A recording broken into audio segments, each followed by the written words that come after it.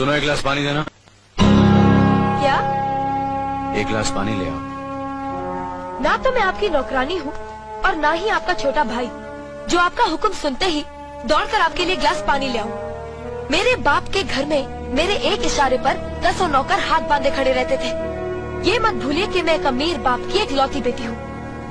आप तो उम्र में बड़े हैं ना, किससे किस तरह की बात की जाती है इतनी तमीज तो आपको आनी चाहिए। Mind it.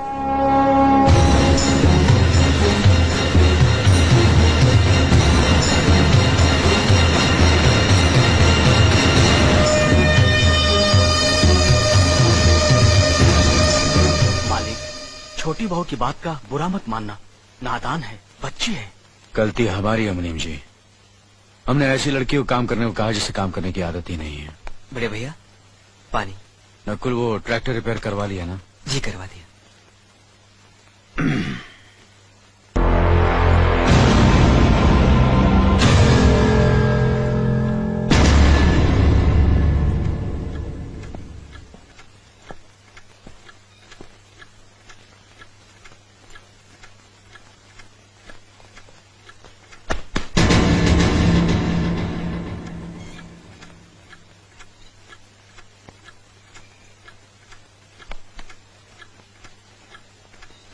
इसे मैं फेंक देता हूँ बड़े भैया, आप चाहिए।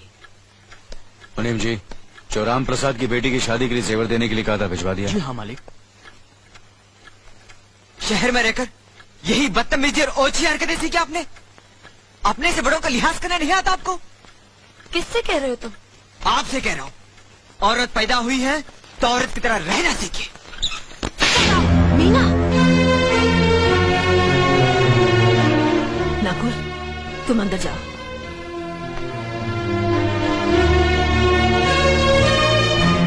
पागल हो गई हो तुम? औरत होकर एक मर्द पर हाथ उठाती हो?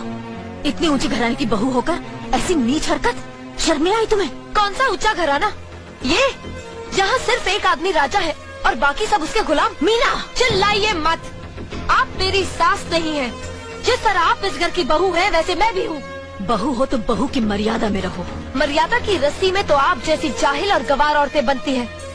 मुझ जैसी पढ़ी लिखी मॉडर्न जमाने की लड़की नहीं। Uneducated idiots. Excuse me, I am not an illiterate. I am a graduate from the University of Allahabad. I am aware of the modernization of women, but I have not forgotten my culture, my customs, my traditions and my values. And most of all, I'll never ever forget that I am an Indian woman. Modern जमाने की औरत भी औरत ही होती है। उसे भी मर्द ही ब्याह कर ले जाता है, मर्द को ब्याह कर वो नहीं ले जाती। जमाने ख्याल और लिबास बदल देते हैं, औरत की शरीर की बनावट नहीं। लोग तुम्हारे ख्याल की लड़कियों को लज्जत का सामान भले ही समझते हो, इज्जत के काबिल कोई नहीं समझता। इज्जत आज भी उन्हीं औरतों की होती है जिनकी आंखों में हया हो, लाज हो, शर्म हो।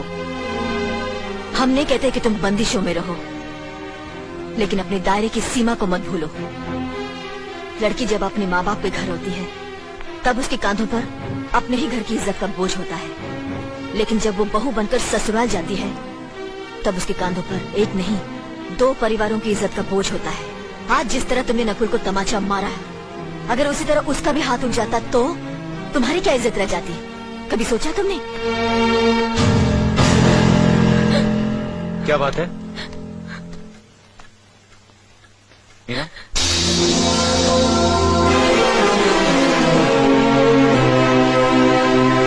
क्या हुआ भाभी? कुछ नहीं। मीना कह रही थी कि उसे खाना बनाना नहीं आता। हमने सोचा कि 2-4 खरी खोटी सुनाने से ही सीखेगी, तो सुना दिया। बस रोने लगी। क्यों अर्जुन, हमें तुम्हारी बीवी को डांटने का भी हक नहीं? क्यों नहीं, आप हमारी भाभी माँ हैं। आप मार सकती हैं, डांट सकती हैं, कुछ भी कर सकती हैं।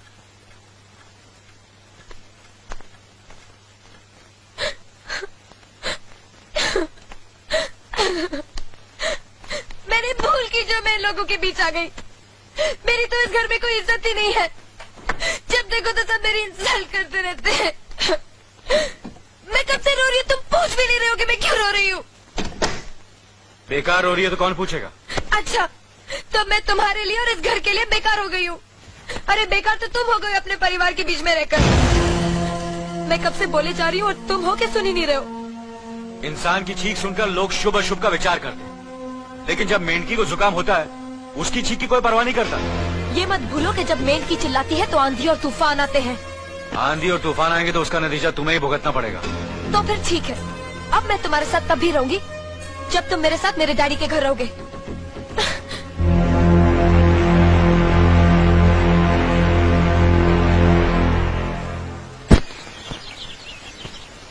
हमारी मीना बहुत प्यारी बच्ची है, लेकिन उसमें अभी भी बचपना है। हमारे तौर तरीकों को नहीं जानती है ना, लेकिन आस्ता आस्ता हम उसे सब सिखा देंगे।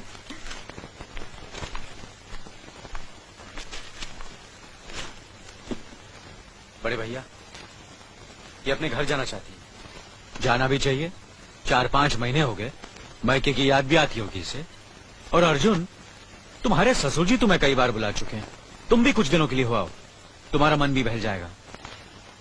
अगर ये वापस लौटने के लिए जा रही होती तो मैं जरूर जाता, मगर ये तो हमेशा के लिए इस घर से जा रही है। कैसी बातें कर रहे हो? अगर तुम दोनों के ख्यालात एक दूसरे से नहीं मिलते तो इस मामले को घर की 4 दीवारी में बैठकर आपस में सुलझा लेना चाहिए। बहू शहर की पढ़ी लिखी लड़की है, उसे गांव के रीति रिवाज के बारे में क्या मालूम? ये तो तुम्हारा फर्ज बनता है अर्जुन कि तुम उसे हमारे तौर तरीके सिखाओ। सिखाने से कोई फायदा नहीं बड़े भैया, ये खुद को इस माहौल में डालना ही नहीं चाहती, इसलिए भेज रहा हूँ। अच्छा, तो तुमने फैसला भी कर डाला? बड़े भैया, बात यह है कि मैंने मीना को। तुम बहुत समझदार भी हो गए हो ना, तो फिर तुम्हें इतना तो समझ लेना चाहिए, अगर बहू अपने आप को बदल नहीं पा रही है तो तुम बहू के मुताबिक बदल जाओ। आखिर वो तुम्हारी पत्नी है, उसका साथ देना तुम्हारा धर्म है। तुम्हारे भरोसे ही तो उसने अपनी सारी जिंदगी सौंप दी तुम्हें। अर्जुन, मेरे दर पर तुम तड़प उठोगे, तुम्हें तकलीफ होगी तो मैं रो दूंगा, क्योंकि हम दोनों एक ही माँ की संतान हैं। खून का रिश्ता है हमारा, मगर पत्नी का नाता उससे कहीं ज्यादा गहरा होता है, क्योंकि वो पराये घर से आकर अपनों से कहीं ज्यादा अपनी हो जाती है, परछाई बन जाती है हमारी। पति शरीर है तो पत्नी उसकी आत्मा है। पत्नी ही पति के जीवन को सही अर्थ देती है, उसे कामयाब बनाती है। पत्नी के बगैर पति बेजान और बेमाने हो जाते हैं। अगर आज तुम अपनी पत्नी को हमेशा के लिए उसके मायके छोड़ाओगे तो ये गांव, ये समाज क्या कहेगा हमारे बारे में? जरा सोचो अर्जुन, न्याय के सिंहासन पर बैठकर जो लोगों के अच्छे बुरे का फैसला करता है, अगर उसी के घर में नाइंसाफी होगी तो लोग हंसेंगे हम पर, किसी को मुंह दिखाने के काबिल नहीं रहेंगे हम। बड़े भैया, मुझसे भूल हो गई, मुझे माफ कर दीजिए। मुनीम जी। जी मालिक। जायदाद के दस्तावेज लाइए। जी अभी लाया। बहू, पति ही पत्नी की असली शक्ति होती है। हमारे पुरखों ने कुल धर्म पत्नी के बारे में कहा है, जो पति के काम में उसकी मददगार हो, उसे अच्छी सलाह दे, जो दासी की तरह उसकी सेवा करे, माँ की तरह उसे खिलाए पिलाए, लक्ष्मी का रूप और धरती की तरह उसमें सहन शक्ति हो, वही आदर्श पत्नी होती है। औरत की सोच मर्द का मुकद्दर बनाती है। वो जब बनाने पर आती है तो कुटिया को महल कर देती है, और जब बिगाड़ने पर उतरती है तो महल को मिट्टी का ढेर बना देती है। मालिक, ये जायदाद के दस्तावेज है। हमारी जमीन जायदाद कहां कहां है और कितनी है, उसका हिसाब किताब ना बाबूजी को मालूम था, ना हम तीनों भाइयों को मालूम है। बहू, तुम पढ़ी लिखी हो, आज से इसका हिसाब किताब तुम देखोगी। लक्ष्मी जी। अपनी चाबियों का गुच्छा और ये कागजात बहू को दे दो।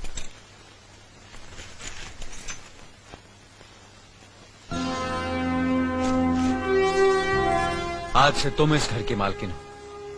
तुम जहां कहोगी, जिस कागज पर कहोगी, हम तीनों भाई चुपचाप आंख बंद करके दस्तखत कर देंगे।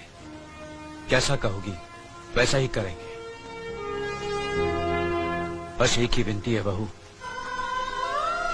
हम तीनों भाइयों को अलग करने का ख्याल अपने मन में कभी आने मत देना।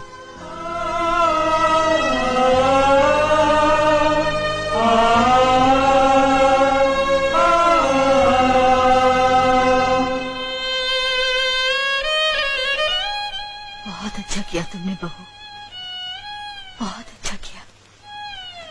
इनकी आंखों में आंसू देखने की हमने सपने में भी उम्मीद नहीं की थी, लेकिन तुमने हमें दिखा दिया। बहुत अच्छा किया तुमने, बहुत अच्छा किया।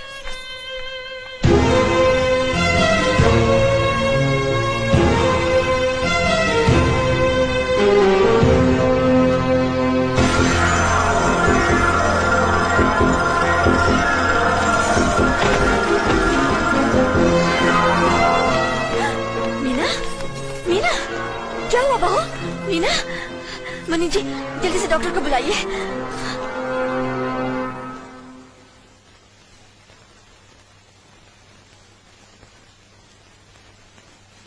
घबराने की कोई बात नहीं, ये माँ बनने वाली है।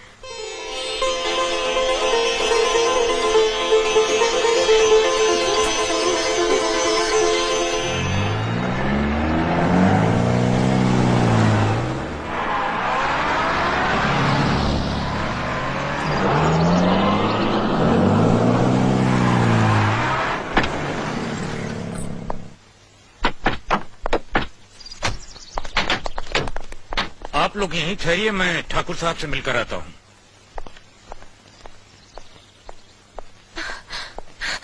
डैडी, डैडी, कैसी हो बेटी? What a pleasant surprise. आने की खबर भी नहीं की।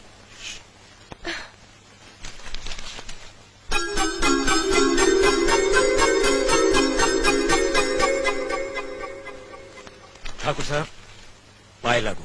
समधी जी आप अचानक यहाँ कैसे? तशरीफ रखिए, बैठिए ना। आपके बराबर बैठने की मैंने कभी गुस्ताखी नहीं की, तो आज कैसे करूंगा? बहुत दिनों बाद हम लोग मिल रहे हैं। कहिए आपका कारोबार कैसे चल रहा है? आपकी कृपा और आशीर्वाद से ठीक ही चल रहा है। दिल्ली में इंडस्ट्रीज मिनिस्टर के साथ कब की अपॉइंटमेंट ली है? कल सुबह 11 बजे सर। इनकम टैक्स केस का वकील ने कहा है कि 15 तारीख की हियरिंग में मामला क्लियर हो जाएगा। आज एक्सपोर्ट का माल जापान के लिए जहाज से रवाना हो जाएगा ना? जी हाँ सर। नमस्ते ठाकुर साहब। नमस्ते नमस्ते नमस्ते। अरे दीनानाथ जी, आप लोगों ने यहाँ आने की तकलीफ क्यों की? मैं आपकी संस्था के लिए गवर्नर साहब से बात कर चुका हूँ, आपका काम हो जाएगा। धन्यवाद, बहुत बहुत। अरे गोपीनाथ जी, होम मिनिस्टर ने वादा किया कि आपके भाई का ट्रांसफर जल्दी ही हो जाएगा। Thank you sir. Daddy, good morning daddy. Good morning my child. आप कहीं जा रहे हैं क्या? हाँ बेटी, एक जरूरी काम से दिल्ली जा रहा हूँ। अपना ख्याल रखना। ओके। Okay, bye. पास में ही फैक्ट्री के लिए जमीन देखने आया था, सोचा आपके दर्शन करता चलूं। अब इजाजत दीजिए। इतनी जल्दी कैसे जा सकते हैं आप? भोजन तो करते चाहिए। माफ कीजिए, आप तो जानते ही हैं, बाप बेटी के घर का खाना तो क्या, पानी भी नहीं पी सकता। शहर में रहकर भी अभी भी आप इन बातों को मानते हैं? शहर में रहूं या गांव में, मैं अपनी परंपरा और संस्कार कैसे भूल सकता हूं? आखिर मैंने इसी मिट्टी में जन्म लिया है। अच्छा, चलता हूं। अजी, कम से कम बेटी से मिलकर उसकी कुशलता तो पूछ लीजिए। ये क्या कह रहे हैं आप? मैं इतना ऊंचा नहीं हूं कि अपनी बेटी की कुशलता पूछकर आपका अपमान करूं। ठाकुर साहब, ये तो मेरी बेटी का सौभाग्य है कि वो इस मंदिर जैसे पवित्र घर में बहू बनकर आई, और फिर आपकी छत्र छाया में तो वो कुशल हो गई ही। राम राम। राम राम। बेटे, जिस तरह तुम मैके में चहकाती रही हो ना, वैसे ही अपनी ससुराल को भी महकाती रहना। जी।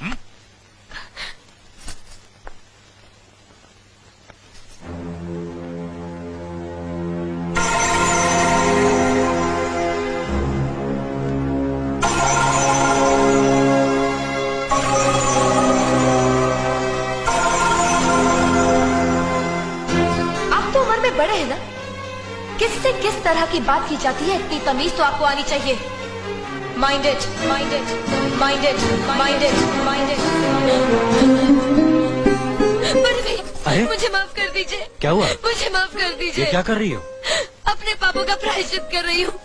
मैंने आप जैसे देवता का अपमान किया है, आपका दिल दुखा है, मुझे माफ कर दीजिए बड़े भैया, मुझे माफ कर दीजिए, मुझे माफ कर दीजिए। लक्ष्मी, मुझे माफ कर दीजिए बड़े भैया, बड़े भैया मुझे माफ कर दीजिए, मुझ पर तरस खाकर मुझे माफ मीना कर दीजिए। बड़े चलो भैया, तुम ऐसे नहीं बैठना चाहिए, मुझे माफ इससे बच्चे पर असर पड़ेगा बेटे। मैं आपकी भी दोषी हूँ दीदी। आपने जेठानी की जगह माँ बनकर मेरी गलतियों को बर्दाश्त किया और मैं अभागन आपकी बेटी न बन सकी। मुझे माफ कर दीजिए दीदी, मुझे माफ कर दीजिए। अब चुप भी हो जा। तो हमने कब तुम्हारी बात का बुरा माना? हाँ, रोते नहीं, रोते नहीं।